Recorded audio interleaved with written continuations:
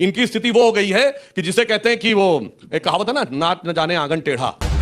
बोलने दे। पर ये तो करें आंगन नहीं टेढ़ा, दीवार भी टेढ़ी है, छत भी टेढ़ी है, सब कुछ टेढ़ी है, टेढ़ा है, मगर वोट में चोरी हो जाता तो वोट मेरा था। मगर ज्यादा खतरनाक बात क्या है?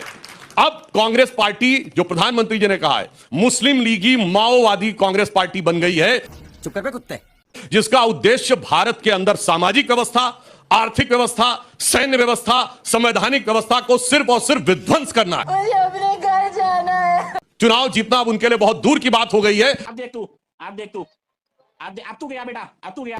हमें चुनाव आयोग हमें दे दो, सीबीआई हमें दे दो, ईडी हमें दे दो, ईसी हमें दे दो, सत्ता हमें दे दो, पैसा हमें दे दो, अच्छा, और भ्रष्ट सोच हमें दे दो। चुनाव कौन जीत पाएगा?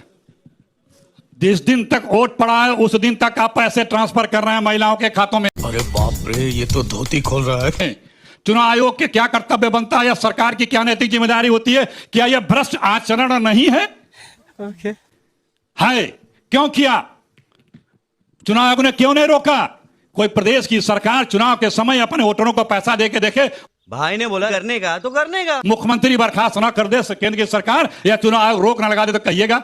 एक केंद्रीय मंत्री भाषण दे रहे हैं कि मेरे बीजेपी के खिलाफ वोट देने जाए, उसको वोट डालने मत देना, ये झूठ है, झूठ है, झूठ है। और कोई उस पर एक्शन नहीं होता, सवाल जवाब तक उनसे नहीं होता है। प्रधानमंत्री जी जो चुनाव में बोले हैं, सारी गलती हो गई। वो हम दोहरा नहीं सकते हैं, जैसी भाषा का उन्होंने प्रयोग किया, कट्टा कलम, पता नहीं क्या क्या बोले थे, मैं नहीं बोल सकता।